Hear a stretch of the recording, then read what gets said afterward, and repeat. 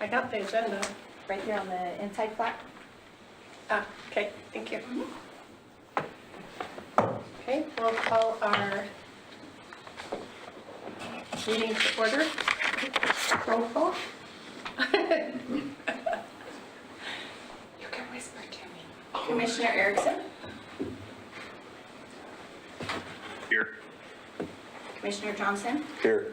Commissioner Morris, Here. Vice Chair Mary Howard, Here. Chair Sean Taylor is absent tonight, and Commissioner Gibson. Here. All right, we've met quorum. Hey, buddy. Okay, Keith, you're standing. You want to lead us in the I pledge, do. please? I was just thinking. I pledge allegiance to the flag of the United States of America and to the republic for which it stands, one nation, under God, indivisible, with liberty and justice for all. Thank you. Good, how you doing?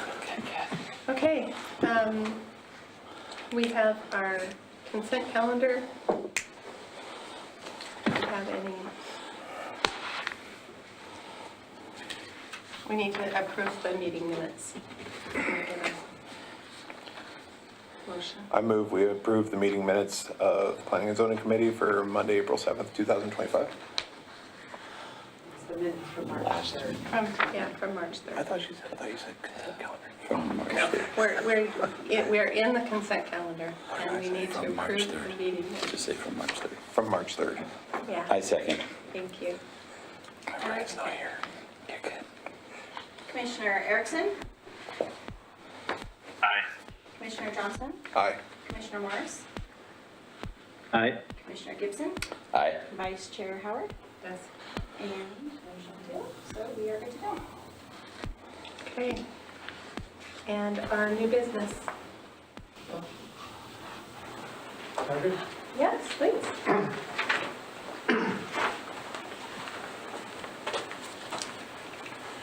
Yes, thank you. My name is Bill Breezy. I am the Vice Chair of the Historic Preservation Commission, and I've been going around to the various councils. I've read this in front of the City Council, and I'm just trying to let you folks know what the historic preservation is all about. And so I'm going to read everything that I'm reading is on the city's website and readily available to everybody for their review.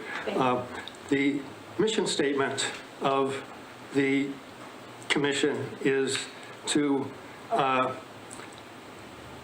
gather, preserve, and advance the story of the Hayden community. You know, and I told council, wow, that's a great mission statement, you know, and you know, how do we do that is another question. The purpose of this chapter is to promote the educational, cultural, economic, and general welfare of the public of the city of Hayden through identification, evaluation, designation, and protection of these buildings, sites, districts, areas, structures, and objects that reflect significant elements of the city's historic, architectural, archaeological, and cultural heritage. You know, and, you know, so that's a big burden that we have. The power, duties, and responsibilities are to make recommendations to the planning processes undertaken by the county, or the city, or state or federal government, and the agencies of these entities. You know, and I mentioned to council that right now, I haven't been on the Historic Preservation Commission for more than just a few months, but I've been to a number of council meetings, and I see that each entity of the city is working in a different silo, you know, and so what we're trying to do is break those silos down and allow some better communication between all of the commissions. So that's all I have to say, and we look forward to working with you folks on various, you know, challenges that we have on telling the Hayden story. I So thank you. appreciate that. Thank you, Bill. It's important for us to keep to preserve the past while we are responsible, looking forward toward the future as well. So I appreciate the coordination that you suggest. That's great. I think it's telling the story rather than, we cannot preserve the past, but we can tell the story of the past. It is the story that preserves it. Yes. So yes, thank you very much. Moving forward, we have our Community Development Director's reports. This feels so weird. I just gotta tell you. The Hayden Sky final planning development public hearing was heard at City Council at the last City Council meeting. And that decision was held until they're going to finish those deliberations tomorrow night at the City Council meetings.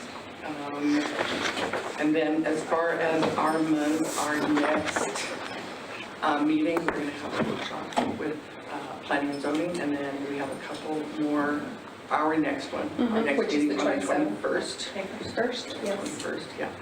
And then we have a couple of projects in the works that will probably be coming forward for public hearing in May. Okay, perfect. Thank you so much. Are we ready to start the workshop and Yeah. invite the City Council to join us? Yep. I have one question. Yeah. Are we able to start that even though it says 5:45 on the agenda that was posted? No, we should take a break until 5:45. Okay. I didn't realize there was a second agenda posted until today, so. Okay. Then we're going to take Okay, a so we'll break. take a break for about 9 minutes, and then we'll have council join the tables below and start the workshop with SCG Alliance. Workshop.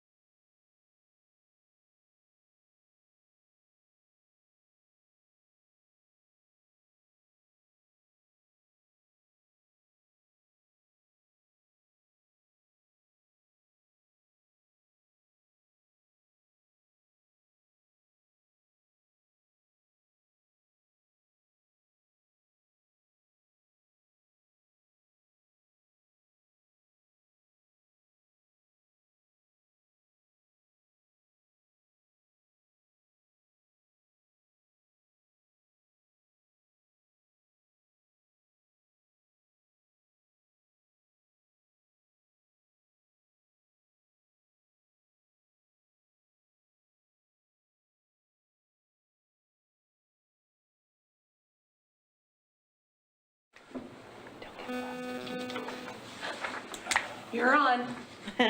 You're on. Oh, boy, you're not behind me now. I like that better. You got ready? Yep. All right, so as part of the update to the comprehensive plan, we're having a joint workshop with Planning and Zoning and City Council. SCJ Alliance is here to present. We have Aaron and Michael, and they'll be leading this conversation back and forth between Planning and Zoning and City Council. We need to do roll call with council and Oh, maybe. Go ahead and do roll call, council. All right. Good point. If you don't have it in front of you, they could each just say their own name also. I think I know their names. Okay. I'm just gonna go in order though. That works. Okay, so Mayor Davis Madam President. and Council President Worley. Here. Councilmember Schaefer. Here. Councilmember Priest. Here. Councilmember White. Here. Okay.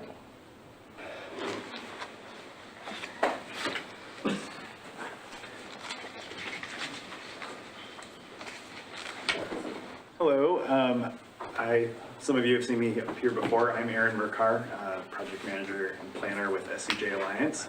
And I've got Mike Harry here with me today, also a planner over in Spokane.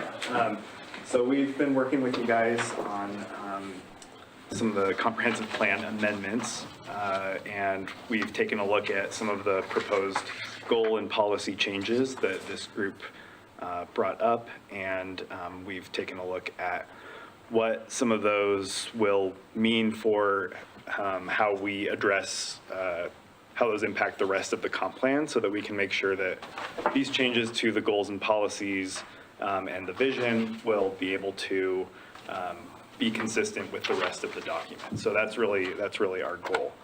The reason we're here today is we want to get some clarity on the intention and interpretation of some of these goals and policies. So we've taken a good look and tried to take it past it. Okay, this is what we think might need to change, but we've noticed that there are some, there's some wording and just some, and goals and policies usually are pretty broad, but we just want to kind of understand the intention behind some of those so that we know if we're going in and changing, okay, well, because now this goal says this, we need to change this over here, that we're interpreting that that's a correct move. So that's really the intention of us being here today.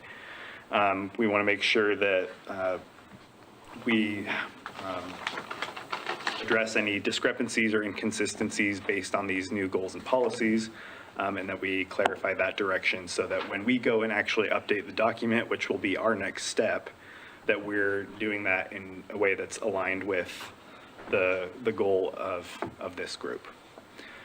So we're going to be taking what we come up with today and just these clarifications and start working on that redlined draft of the comprehensive plan.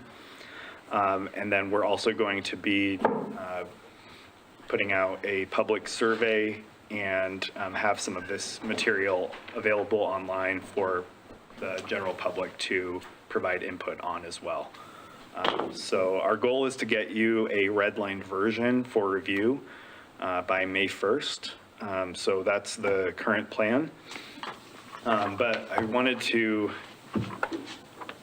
first of all, give it back over to Donna to just provide a little bit more context, and then I'll have Mike take over the discussion.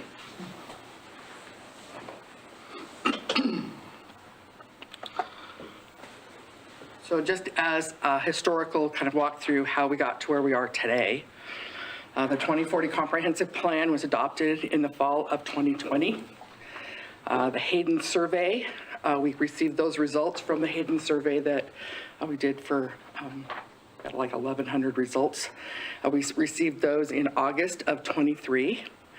And so then we had multiple meetings with planning and zoning to develop and refine goals and policies throughout the months of September, October, November, and December of 2023.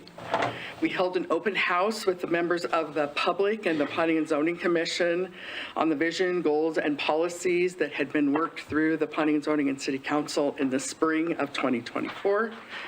And then we had SCJ Alliance review those proposed changes for impacts to the existing comp plan and Idaho statute requirements. That happened in July and September of 2024. And then their final results back as far as, what next steps to take, we received in February of this year. And so here we are today. So with that information, pass it back over to them.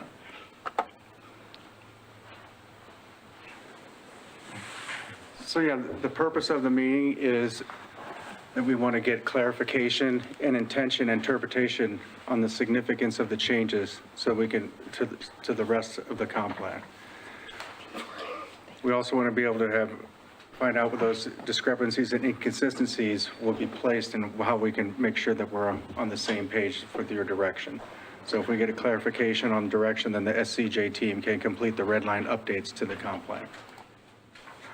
So there were 7 new goals and 17 new policies that were vetted through and approved through in last year in 2024. So today we're going to be going over 4 of those new goals to get a little more clarification and direction. And of the 17 new policies, we're going to go through 9 of those to get clarification. So we'll start off with the first one, which is goal number 2. So this isn't our PowerPoint? Oh, yeah. Do you have a copy of the new one? I think we can just, Okay. this one is the same content. Okay. So for this goal, it's while protecting and strengthening existing neighborhoods, maintain an attractive mix of land use zones and housing options that promote responsible development decisions. So the main thing on this one is attractive mix of land use zones. So what does an attractive mix of land use zones look like in Hayden? Yeah, So we had some different questions on. well, I guess the different PowerPoint's version got of this. switched up. So here. So really, for this one, we're looking at kind of that language of attractive mix of land use zones, and just wanting to confirm that, what that really means here in Hayden. So I think that's kind of a place to start, is we're looking at, does that mean, we still maintain that mixed use zone, or is it a mix of other zones? What's kind of the mixed use vision for the city? I think that's something we need a little clarity on. Anybody want to start? Go for it. Okay. My view of it is that when we say we want a mixture of different home types, that means throughout the community, within areas, we would like to provide the various types of housing, not say 1 hour area where you have all of them mixed into one, but separated out. Residential is in, single families in single family areas, mixed uses in mixed use areas, not mixed into existing and or, lower density housing. I think that's what I primarily think of when we look at this. And you brought, I think you asked, do we want mixed use or something like that? Yeah, so I think, because we have in the comp plan, it identifies that mixed use land use designation. Right. So we want to have those areas where mixed use is allowed, where you can have the. Well, I think that the proposed adjustments to the future land use map, and maybe even in the goals or policy somewhere, it was suggested that the mixed use that we do have is on larger arterials, Lancaster, Hayden, so that they dump out onto the larger streets, and that we do not have them in the residential neighborhoods with the narrow streets like Orchard and Miles and so far moving up, that we keep them on the main streets. Right. So having that mixed use on those main corridors is something that's something we want. But I believe we have to have, we're required to have some level of mixture, okay? Yeah. And so if we are going to have, and by my observation and discussion, the people don't want a lot of high-density housing. They don't want a lot of apartments. There's plenty of it going on around here, okay, type of thing. But if we are going to be required to have it in some form or another at some level, then what we do have, I think, should be placed on the major roads, the larger arterials. So can I step in here real quick? Yeah. I think that where mixed use goes is a different conversation than just wordsmithing this, which is what I think you're after. And that is that we're looking for, probably a better word for that is to maintain an attractive mixture of land uses. In other words, we want to use all those land use types in an attractive way that creates a beautiful community. So mixture might be better than mixed, because we don't want anyone misconstruing that as just a mixed use type housing. Does anybody agree or disagree? I agree with that. Okay. So just, yeah. I agree with him too. No, I realize that. I just don't think that was this particular. I think both can be true too. I think we can have, the, mixed use zoning along corridors and in where it makes sense. Right. But that's not the entire meaning of this goal. Yes. The meaning is also, we want that mix of, we want to make sure that we're not just saying, well, we want mixed uses, so we're going to zone everything mixed use. It's being strategic about where that single family and multifamily goes. Right. Correct. Okay. I have a question. It says maintain an attractive mix of land use. What's attractive mix? Well, that was a question I had. Right. Those were from you guys, so. That's what Well, I know, but do you have a definition? Does it, I mean. It does not have a definition, and if you guys have an idea of what attractive means to you, that would be good to know. These are more words you sent to them. Yeah, right, but I'm trying to get in my mind, it seems like maybe a sustainable mix of land uses, because depending on the type of zoning we have, can we sustain that combination of development? Attractive is like, oh, that looks pretty cool, or can we afford it? Can the environment or does our community want it? I mean, is it sustainable? I like that word. If you change that to a sustainable mixture of land use zones. What does that change for you guys? Why don't you just take out attractive and say maintain a mix of land use A mixture. Yeah, just maintain a mixture of. Are we changing? Yeah. Well, I'll offer an opinion on that because, like, just imagine if you had your drone hovering 100 feet above an area of Hayden and you took a picture of it, would you see like a postage stamp of high-density housing and another postage stamp of, say, quarter-acre lots and another postage stamp of 1/8 acre lots? I'm not sure that is what we want to achieve. We'd kind of like to have it more diffuse, for lack of a better word.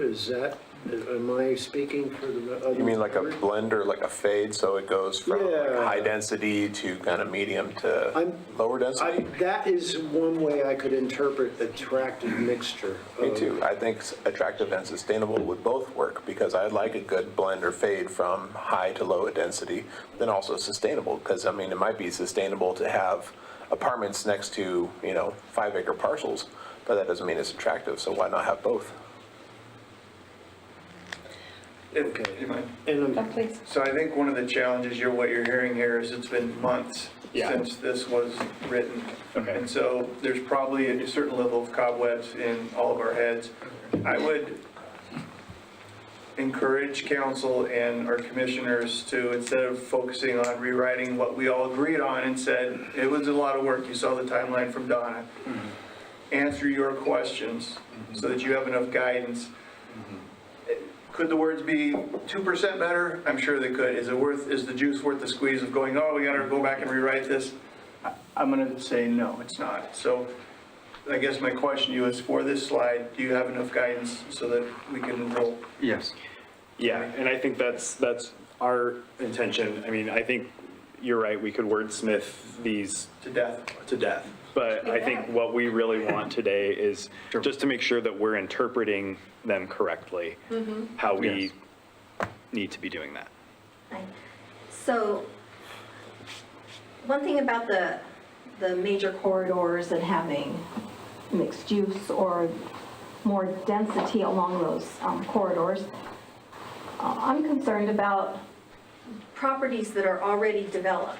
Do we have any kind of wording in our document that protects homeowners from getting their homes rezoned or changing?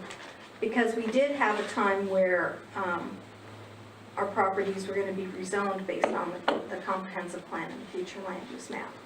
So is there something that we have that protects already established properties from being rezoned?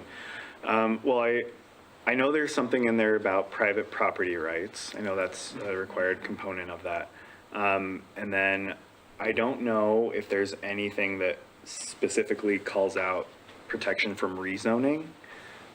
Not that I can recall. I'd have to take another look, and I don't know if staff has any memory of that. But so I think that that's not in there currently, to my knowledge. Right. Okay, because I was asking because like right now, Hayden Avenue is pretty well established. Things are built there. There's only a few parcels that aren't already. So to say that that is going to be mixed use or something else in the future, where does that, how does that affect already established properties? Because we do have a history here in Hayden of having a rezone change proposed where properties were going to be changed from residential to mixed use. Right. Well, and I imagine that any attempt or application to rezone would go through extensive public process. So people would have the chance to, kind of handle that more on a case-by-case basis. Yeah, I would like to see some kind of wording added in here that protects property rights and that says that the city of Hayden will rezone private property or homes without explicit written consent of the property owner, ensuring the I'm going to jump in really of individual property rights. quick and let the body understand what the state law says for under the Local Land Use Planning Act, commonly referred to as LUPA, relative to grandfathering rights. And that's already provided for within Idaho law that if you have a grandfathered right, you're allowed to maintain that right. It's different than zoning. So if you guys are going to go down the path of changing language to prevent future zoning, then we shouldn't even be here today. And I will leave it there. And at the bottom line, if I'm not mistaken, is that if a property owner wants to, if it's the property owner who comes to the city if they want to make a change to their existing use. Let's say they have a commercial use or whatever it is on a major road. That the city can't tell them, you have to change that, or if you change it, you can only change it to type of thing. That if the landowner wants to take that commercial and change it to mixed use, that as I believe they just said, they would have to come through the process. It would have to be either zoned for in the future land use map for that use that they want to use, but it's the property owner who comes to the process when they want to make some type of change, if they want to make a change. That's correct. Yeah. Right. But I'm not sure that that's, I mean, we've already hashed all that stuff. In the interest of staying focused, let's move, if you have enough guidance on this one. Yes. You've got development underlined. Did you have a problem there, or was that just a? That was just the computer. Oh, awesome, I love just, let's move on then. Okay, so this next one has to do with property rights and development. Okay, yeah. So the question is, who should pay for infrastructure development and costs? So the first, these goal 3 and goal 7, they kind of contradict each other, or they relate to each other. Goal 7 has to do with property rights. Ensure that ordinances and policies do not violate property rights, adversely impact property values, or create unnecessary limitations on land use. And number 3 talks about who should pay for infrastructure costs. So ensure infrastructure development costs are shared equitably. Should developers pay their fair share? Should the city pay for its share, or is the burden more on one versus the other? So growth pays for growth. So we need some guidance on that.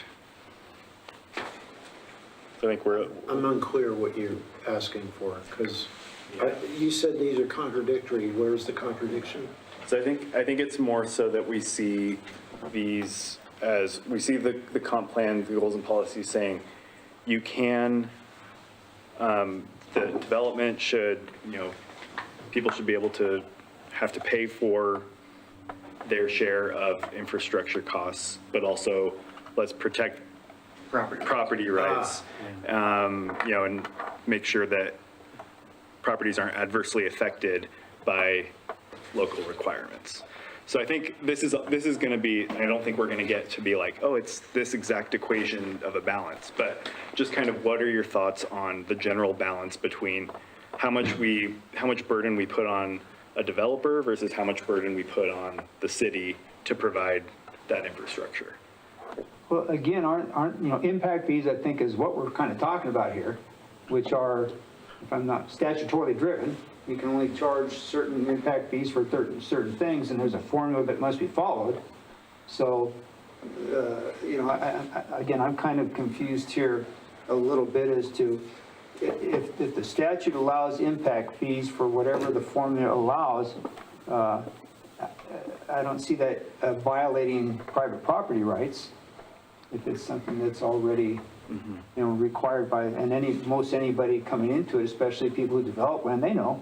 They understand that, hey, statute allows these impact fees are based on this formula, here's the deal. So you feel like that's pretty well spelled out for you guys? I don't. Well, and just in putting shared equitably, it's understood that that's according to state statute, right? So it doesn't mean that we're going to take the pie and it's going to look exactly, everybody has the exact even Stephen piece, but that's driven by state statute. So. All right. Move on to the next goal. Okay, good. Let's go for it.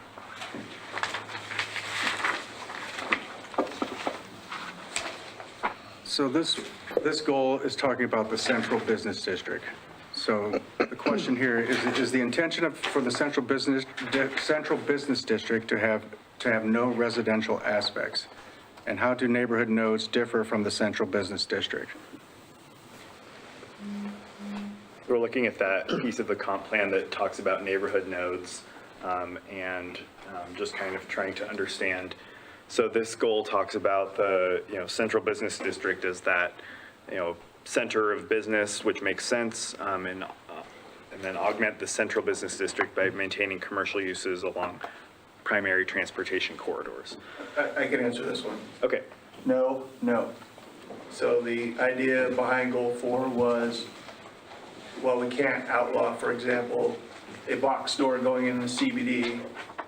We want to encourage small business. We want to encourage locally owned business with employment opportunities. We did not write that goal with any intention of limiting residential aspects. So if in the central business district, hypothetically, we have a store on the bottom and a small living space on the top, if that's what council approves, that's what they approve.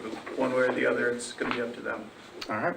And then does it interfere with neighborhood nodes? That's a separate thing. Those are nodes set up in residential areas to reduce traffic, to encourage, again, small businesses where you walk down and grab a quart of milk because that's what you need tonight from the local store, as opposed to getting in your car and driving all the way across town. Yep. To the Super One or to Super Safeway. Yep. And we have some more questions on nodes too, but just kind of trying to understand how those relate. Yeah. Makes sense. Answer? Yep. Yep. Good. Thank you. So who should pay for maintenance of public facilities? So if the city's going to require development to pay for its fair share, should they also require a maintenance plan? Where should maintenance costs stem from, and who should pay for the maintenance of public facilities? So this goal deals with the development will be compatible with the land use chapter of the comp plan and fiscally responsible in supplying adequate transportation, utilities, and parks, minimizing increased taxes to residents where possible.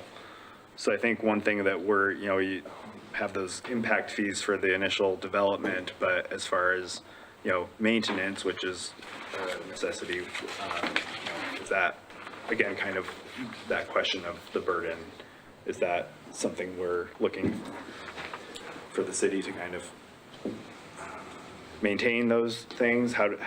Just because I know that it's always a balance between how much tax burden we put on citizens versus how much private development pays for We don't have any mechanism in state code for development to pay for maintenance after the build out of the infrastructure, other than some very rare circumstances where you may have privately maintained public infrastructure like a stormwater swale or something that's managed by an HOA. So I'm not confident that there would be a mechanism for that ongoing maintenance cost other than the tax burden. Okay. Does that help answer your question? Yes. Go ahead, Lisa. I was going to maybe offer an opportunity to think about cost-benefit analysis of subdivisions or developments so the council would understand the impact of what that would be long-term over that infrastructure, so that they can understand how maintenance costs are being paid for with those tax dollars, or whether it will be deficient upon development build-out. That might be something you could illustrate, but I don't know that you necessarily agree with Fonda. We don't have the tool within our toolbox to Right. require private development pay for public maintenance. Yeah. Okay. That's fair. Thank you. I just think about how our citizens want open space, parks, and that kind of stuff. And an educated citizenry understands that then becomes the burden of the public to take care of those things. Again, why you would maybe look at a cost benefit of a subdivision on the public infrastructure that you're accepting to determine whether or not that development pays for that infrastructure over the lifetime of the public tax dollars that are paid. Maybe there's an education Them piece here too. proposing that be put into some kind of language that drives new, The only thing I could think about that would hint towards maintenance in a educational component of land divisions would be for council and the Planning and Zoning Commission to understand the impact of development, and that could be explored. But I don't know where you would put it in your comprehensive plan. Probably a training would be the appropriate thing. yeah, because it's generally Instead a of question we ask every time we have a land use hearing. Somebody brings it up. What's the long-term burden of this new development? How is it going to be funded? Right. We're good. All right, on to the next one. The next policy is development will be managed to provide transition between businesses and residential zones. So we'd like to know, what does that transition look like? Well, I think that's different in different areas, and stop me if I'm wrong. That's where Joel was talking about, and we all have talked about, how we go smaller, one single family, and then we get more dense as we come to major corridors. I think that's what it's referring to. What do you think, Matt? Is that how you read that? Or did I just read it wrong? Yeah, I would not like to see a 3-story apartment right next to single-family homes that are on a quarter-acre lot. Right. So how a transitional would be good. But I think we may even have some situations where we have apartments right now that are right next to a residential area, and there's no transition. How do you implement that, though? And I can think of some areas where I think that it was a transition, but the entrance was with the single family, so it felt more like. And let's look at your goal here. This is a transition between business and residential, not residential and That's true. residential. So make sure you're looking at the goal that they're referring to. Right. And then the questions asked related to the goal. So how can we give them some clarity? Well, yeah, I was thinking for buffers, we should make sure there's, the fences are high enough or there are trees planted to offer some protection to the residential. So physical buffers, not differences in zoning types. Probably both, yeah.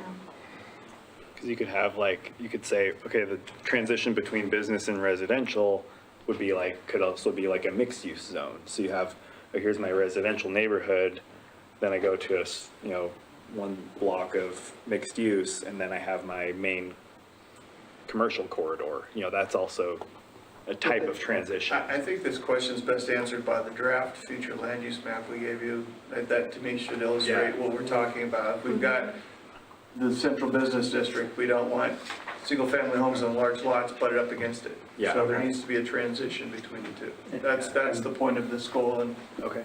Yeah. And that map showed that. But just kind of curious too, like, is there a desire for that also to be, are physical buffers, whether it's landscaping or fences, is that? We already have landscaping. It's already in there. Right. It's in our code. But it's not adequate. Well, that goes in your code though, not your comprehensive. But as far as what you broached a minute ago, where you talked about having, how did you put it, commercial, then mixed use, then. If you have commercial on the main, you're then backing up the mixed use off the main, if you have commercial. And again, just me personally, okay, I don't want to push high density back into neighborhoods. Personally, I want it on the main roads, so they ingress and egress immediately onto the main roads. Yeah, that makes sense. I think the map shows Yeah. it good. Okay. Yeah, no, I think that makes a lot of sense. Move on to the next one. Policy number 4, a variety of cohesive housing options will be encouraged when considering infill projects. So our question is, what do you guys envision as cohesive housing options? I think you've got it with the second sentence, that it says it fits in well with the surrounding housing types. Context of neighborhood. So I think in all of, I'm going to butt in on this one, sorry. No, that's perfect. So infill is in kind of pocket weird locations where the lots are either, long and skinny or they're odd shaped. And so you have to get a little creative, but you're going to blend in with the neighboring property owners at the end result. So it's really, yes, you're infilling, but maybe you're using some mixed residential with, as a land use zone that allows for a smaller lot type, that allows you some flexibility to fit those odd shaped remnant pieces that are buildable lots today, but don't really work well. We already have in our standards of approval, I think, context of neighborhood. And I believe that's basically what you're saying, is that it blends in for the most part with the surroundings. And again, to use the example, you have single-family homes, you aren't going to put up an apartment building, a bunch of single-family homes, or a ton of duplexes in the middle of a bunch of single-family homes. That it feathers in, or whatever you want to call it, it blends in. Right, okay. We also need to take into consideration how the density that it creates with the parking and the size of the streets and things like that. You can't put too much infill in there. I mean, you might have a piece of property that something can pop on, but that doesn't mean that it would do well down the road with the consequences of it. This goal is written because we've got some really nice legacy neighborhoods. Yeah. And what we're seeing is a developer will come in and plop down as many homes into that little puzzle piece as possible. Right. And it looks nothing like the neighborhood. And I don't think I'm supposed to say specific neighborhoods, but I can, where they're either happened or it's been purchased and I'm holding my breath to see what's going to come, knowing that it doesn't match their neighbors. So the idea of this was to give council the flexibility to say, yeah, maybe by code this is allowed, but it doesn't fit the character. And again, that's in the comp plan a little bit already. This just strengthens it, makes it more clear. It also strengthens that attractive mixture of housing, or of land use types, which is part of the overarching goal that's there. So attractive and cohesive, kind of meaning, fits in with the general character of what's existing. It's not going to be something that's going to stand out really significantly. Okay. I want to mention this only because it's been on my mind lately, and it may be too detailed for this conversation, but we had a discussion last year where we talked about this very topic, and the idea was how could we better incentivize developers to build attractive houses that fit into those little postage stamps that you were talking about. And one of the ideas proposed by the developers was, why on earth are we having sidewalks where the rest of the neighborhood context doesn't? Like Lacey Avenue, for example, where you and I live, okay? And so I don't know if this is too minutia for this, but that is on my mind when I think about an attractive mix. It just doesn't make sense to put down a piece of sidewalk where there is none other on the same road. And I guess we'll get to that in our codes, right? Okay, so. But you feel better, don't you? I do. You got to get it out. I'm so glad you feel better. I'm happy Thank you, for you. very cathartic. Absolutely. Yes, Vera, did you have something? No. Okay. We'll move on to the next policy. So the question on this one, in general, should we update the park level of service to include a distance/spacing requirement? What's this? Say this again? I think that's going to tie council's hands if you come up with specific metrics. That's the question. Well, I think, so yeah, so I guess looking at this policy about parks and natural open space being incorporated into housing developments and prioritizing it ahead of housing where adjacent to development. So it seems like this is saying, if you have a big housing development that doesn't have any open space or parks right next to it or by it or in it, that before developing another big subdivision next to it, you're going to prioritize open space and parks. Yeah, so the thought with this policy was to give the development community some direction to no longer buy 3 or 5 acre parcels independently and just shove a bunch of houses in there, and nobody's thought of, well, gee, where's the old couple gonna take their dog for a walk in the evening? Where are the kids gonna play? And the developers have heard us and are doing a better job out west. They've got 3 major places where they've dedicated a couple of parks now. So they're hearing us, but that was the goal with this policy, was to get shape. We can't always stop when development happens because people buy and sell land. It's a private property right to do so. But we can, as a council, as a set of commissioners, we can certainly shape what Hayden looks like in the future. And to say that it's just going to be a bunch of sardine can homes, one on top of the other, is not what we want. One challenge with the parks and the open spaces is who maintains it, because the city has to maintain all these areas. That's another increased cost to the city. So I think that would be another consideration. True. To build that into the cost of development. Yeah.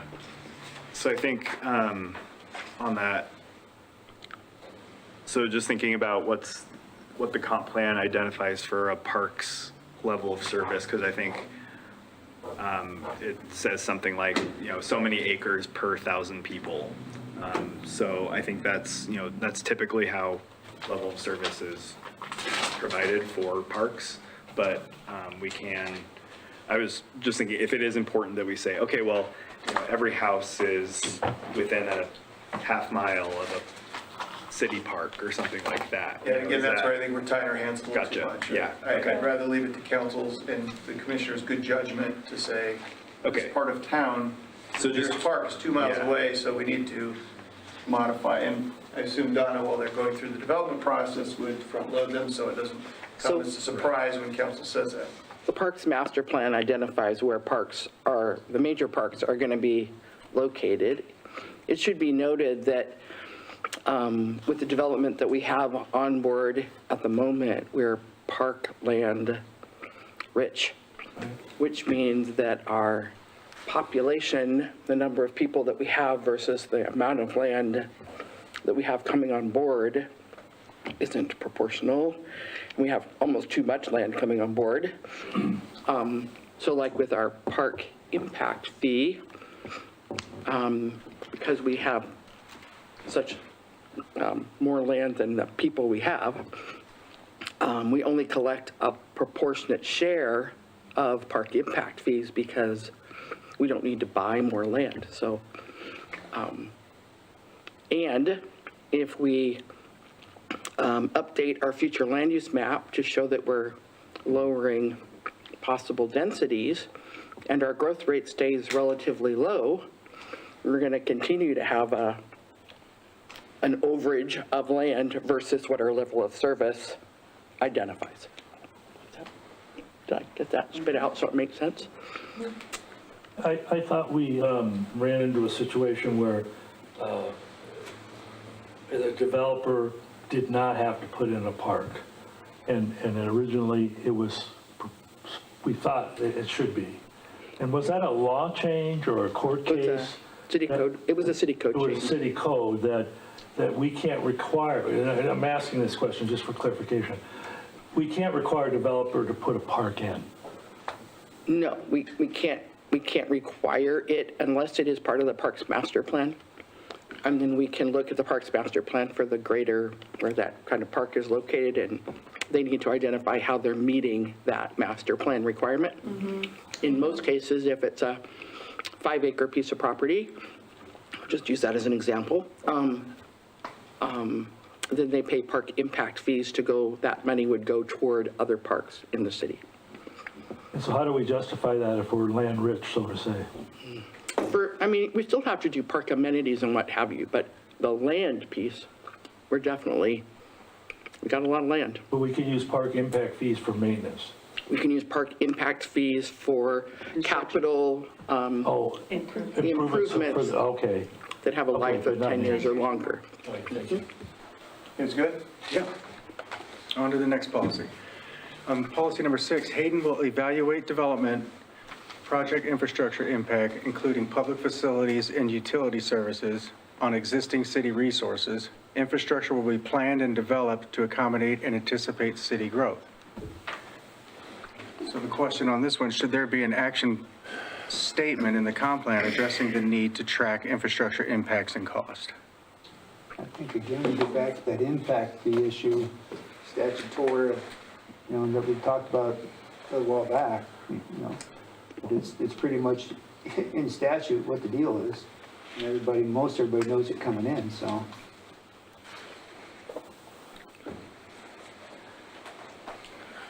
Yeah.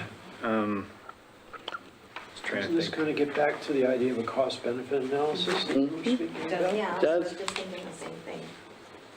Yeah, Well, infrastructure. when we peel the layer of the onion of the comp plan down to where we get to the work items for the city, I would Yeah. assume that you would recommend that the city develops as part of the development process where this stuff is looked at and gone through as part of the pre-development coordination, right? Mhm. That's where this fits into the puzzle. Yes. And possibly you might look at an outcome being a break-even point that you'd want to look at development paying for itself when it's property taxes, for example. Yeah, so I think just that, Hayden will evaluate that impact on the city resources and infrastructure plan to accommodate that growth. So, yeah, I think that one, just making sure we circled it back to the last, to the, I think it was a goal that we had a question about this as well. So, yeah, that makes sense. All right. Yeah.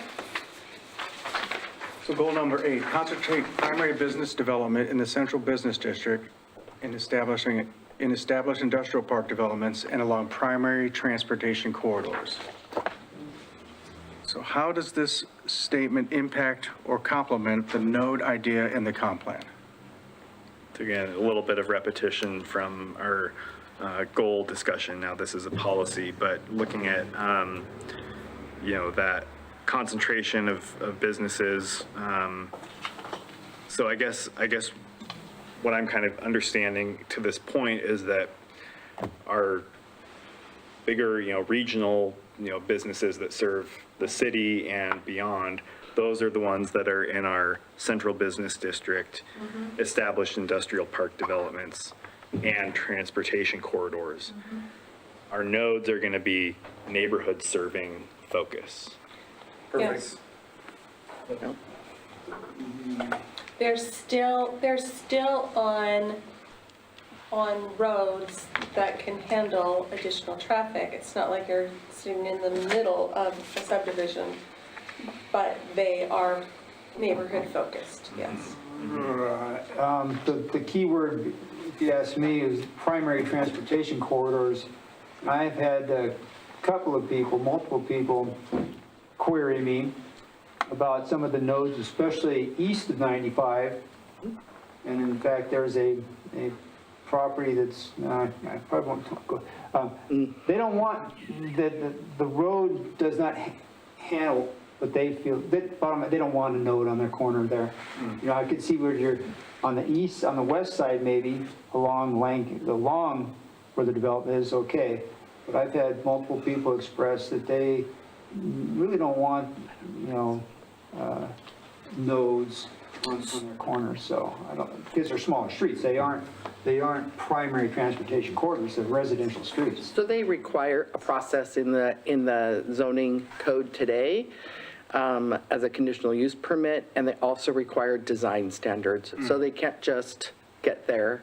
They have to meet certain requirements in order to be allowed to go in the locations that they're identified in the comp plan. And we could always bring that map back to the council at our May workshop if we need to readdress them as far as their locations. Is there a public hearing before each neighborhood node is put in? It is. Okay. Conditional use permit, So that's neighbors could correct. have a Absolutely. say-so. And I was going to mention that node map that's in the comp plan. So that's what you're saying, the one. Right, and there are specific uses that are allowed as neighborhood commercial nodes in our use table in the zone uses, and there are other commercial uses that are not allowed in those neighborhood commercial nodes because of the potential conflicts with residential. Okay. All right. The next policy. Higher density housing options will be encouraged along primary transportation corridors where development doesn't interfere with established neighborhoods. So the question here is, are both higher density housing and business development focused on primary transportation corridors? Yes? Yes. Okay, I think that's. All right, we'll move on to the next. We kind of answered that one already. The next one's policy 11, encourage small-scale retail and service businesses that support the city and attract a live, work, play lifestyle for the citizens. I have a, So we want to encourage small-scale retail and service businesses in neighborhood nodes. okay. I have a comment here about a couple of things mentioned in here. One of the things is the live, work, play lifestyle. I'm concerned about that wording, and I would like to see live, work, play taken out because of the connotations that it has with 15-minute cities and those associations. So I would like to see that removed and just, I would like to look back at our original, let's see if I can find it here. Our original, I'm sorry, I have it right here.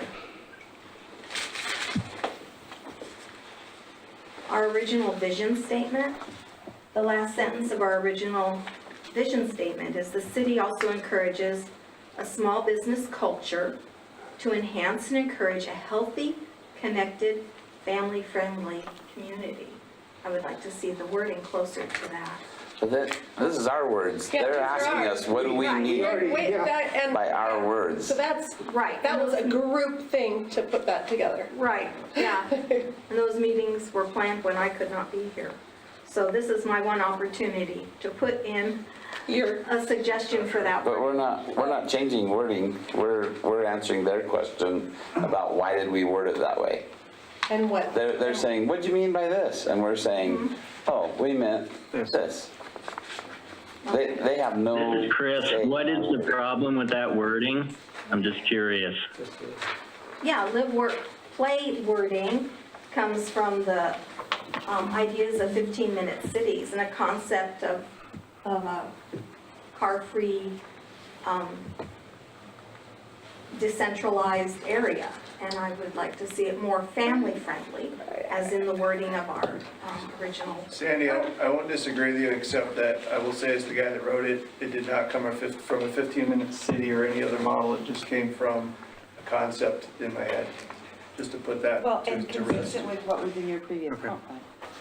Right, and that, I like the wording. So this policy is 11, and I believe it was in support of goal 4, correct? Am I remembering correctly? So the idea with this is to support goal 4, which was primarily the central business district. So to answer your question, in neighborhood nodes, you of course want small scale service in the neighborhood nodes, but it really wasn't the purpose of this policy, if that makes sense. Okay.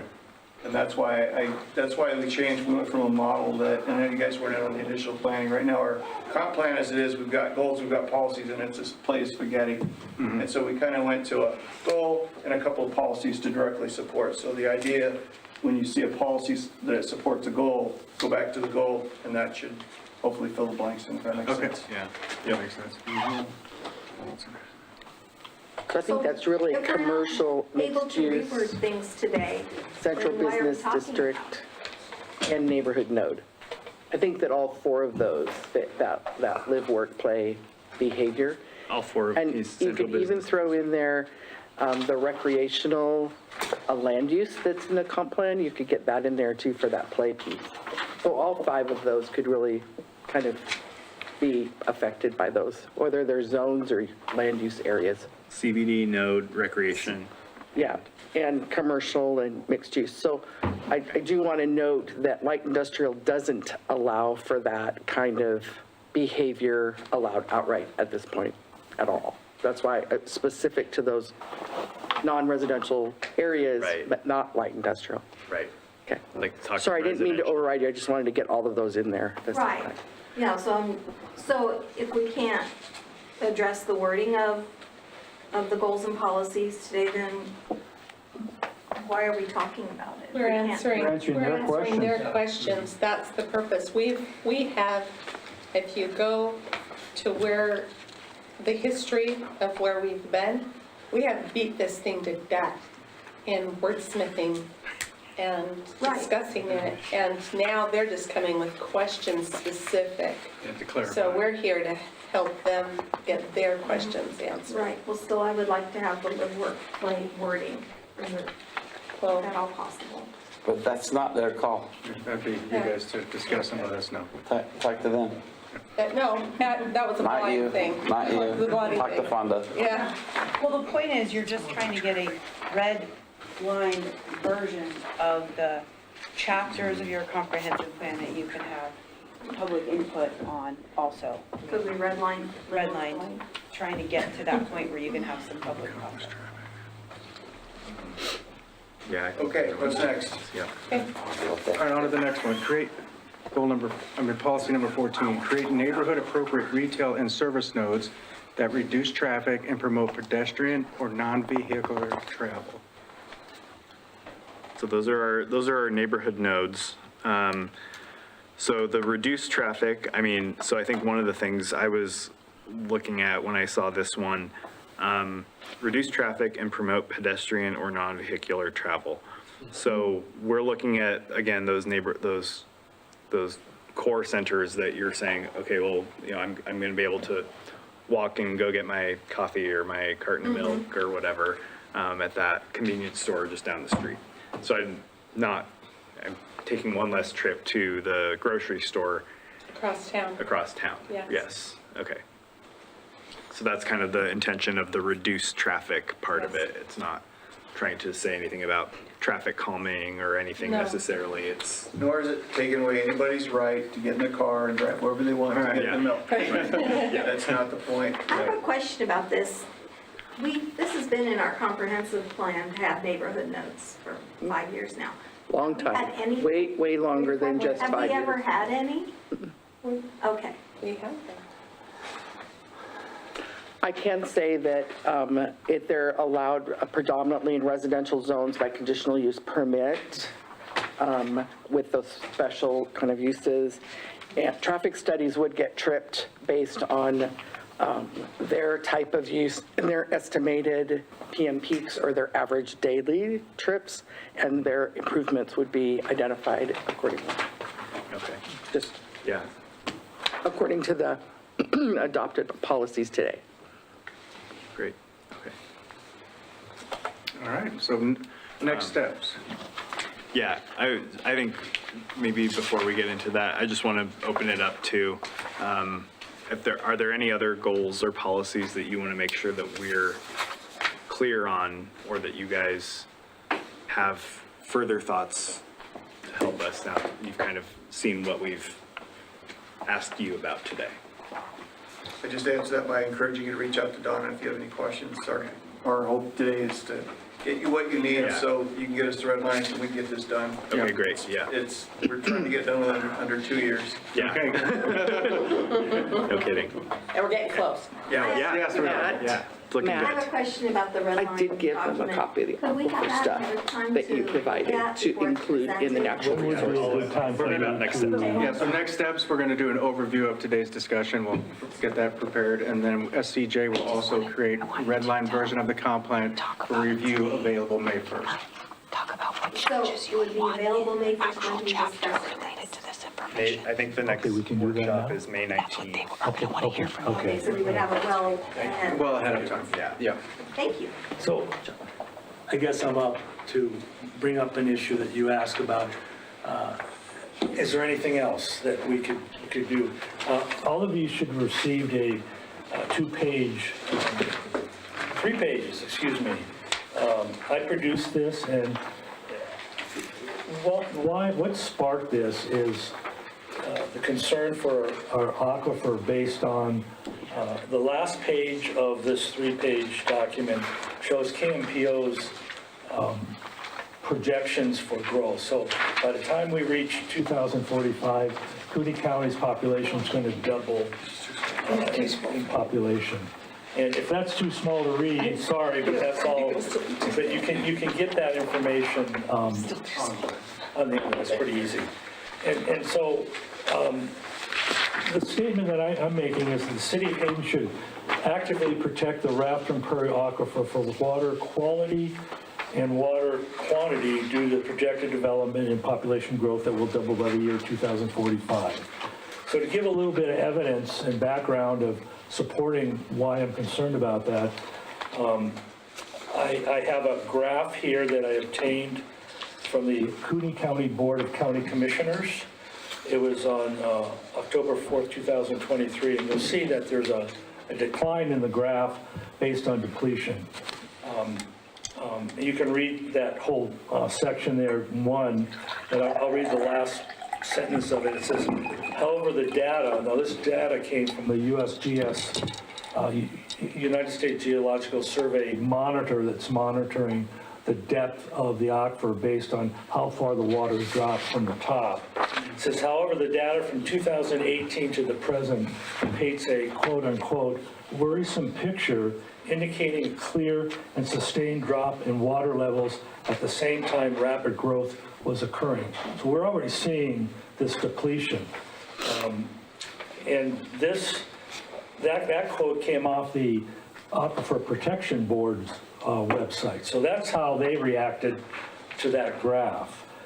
So it is a real issue. The city of Moscow there's 2 aquifers that feed the water to aquifer in the Latah County area there. They depleted both of those aquifers, not due to farming either, because that's all dry land farming. So what they're doing now is the city of Moscow has put up an RFP to pump water from the Clearwater River all the way up to Moscow because they've depleted.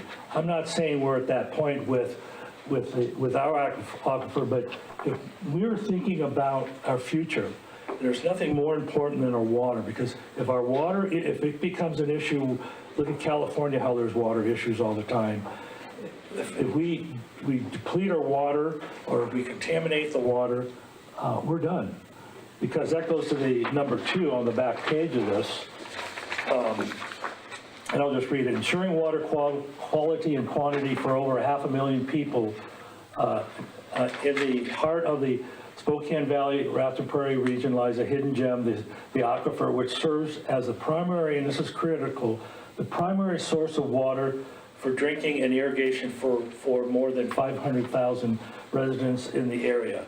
This is recognized as a sole source aquifer by the U.S. Environmental Protection Agency, and this is also critical, it's a sensitive source aquifer by the Idaho, defined by the Idaho Department of Environmental Quality.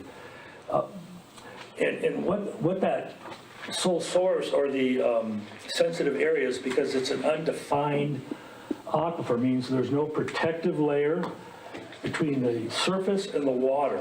So whatever happens up top ends up into the aquifer. Now there's filtration that occurs, but that's why it's considered sensitive. So we need to not only be concerned of how much water is being pumped out of the aquifer, but also what possible contaminants are now leaching into the aquifer. There have been some increases of mag chloride. Mag chloride is one of the components that they put on roads for de-icing. And there's also some other EPA PFAS and microplastics and other possible contaminants that aren't currently being looked at. So I wanted to make this statement in front of the P&Z so you're made aware that there's something that we should be looking at, in my opinion, to look at when we have a 500 unit, 500 home development, how much water is that going to deplete? Let's pause there, though, and not talk about it in relationship to development. How can we change? Can you talk about it in relationship, to your current statement regarding the aquifer in your comprehensive plan? And maybe what we do is just give these materials to SCJ, and then they have that page of the comp plan. See what they come up with. Okay, could you do that? Yeah. And you guys I can love our discuss it. attorney. Yeah. I'm going to quote you on saying that. As often as she I know it's on needs to. record, right? But you guys may want to discuss it a little bit now, just to make sure everybody's in agreement, because they can only print what the consensus is here. They can't take just a single person's opinion and then make a change. It's a consensus of the group that they're relying on. So I don't know, Matt, if you want to just take a second and buzz through that and see if there's specific sentences that jump out at you.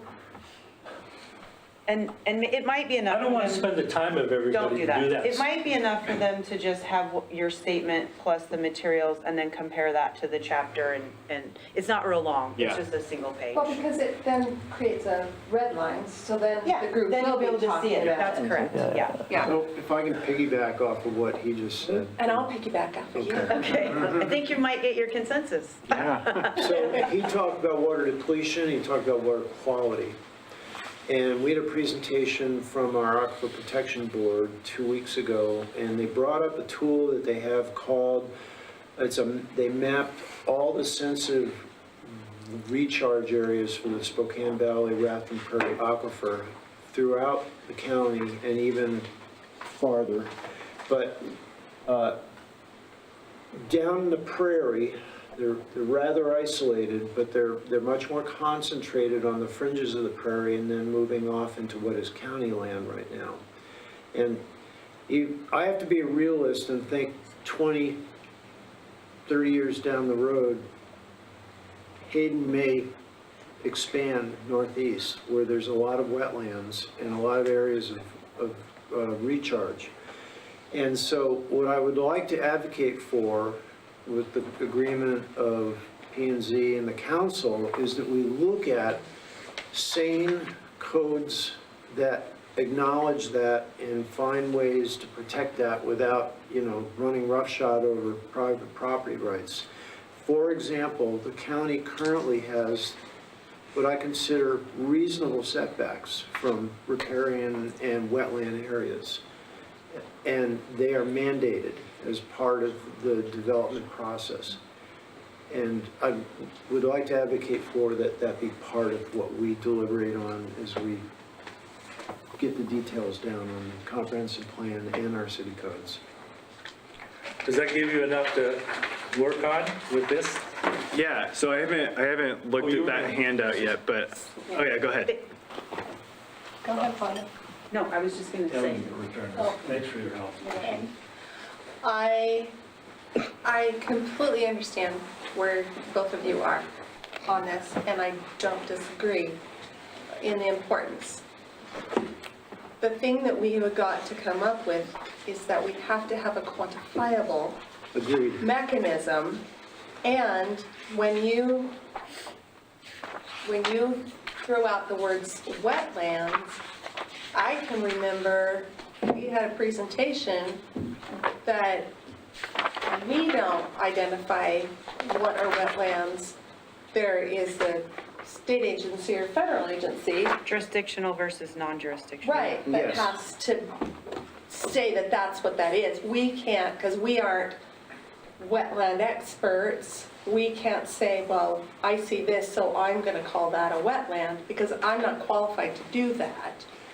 So again, identifiable through someone that is smarter than anybody in this room on that topic, and quantifiable. Right. I agree with that, and I'm witness to seeing that kind of emotional desire be abused where I used to live, and I don't want to see that happen. As far as what is defined as a wetland, there are tools out there right now. What is the issue for our area is consensus, and how do we measure it? And I think there's a growing body of awareness throughout the county about this. I think that it's being addressed from different aspects. And all I ask is that as we go through this process, we think about how we can facilitate that rather than say, well, we can't measure it, therefore it's not a problem. Well, and yeah, I agree. I think through local code, we could come up with something. Yeah. Well, we are the gatekeepers of what we've been entrusted with within our borders. I understand, but we have to have something that's measurable, so that as you and I and we all come and go, there's still something consistent. Right.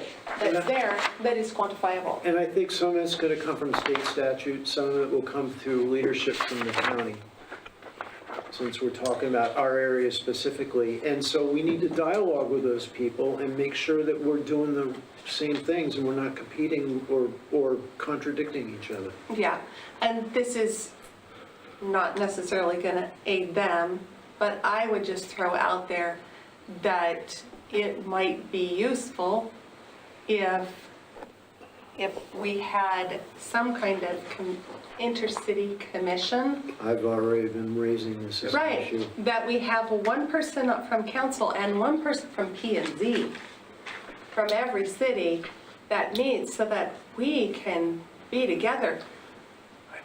Mr. Breezy's right on in that we are not silos. We all affect that aquifer. We all affect this whole area.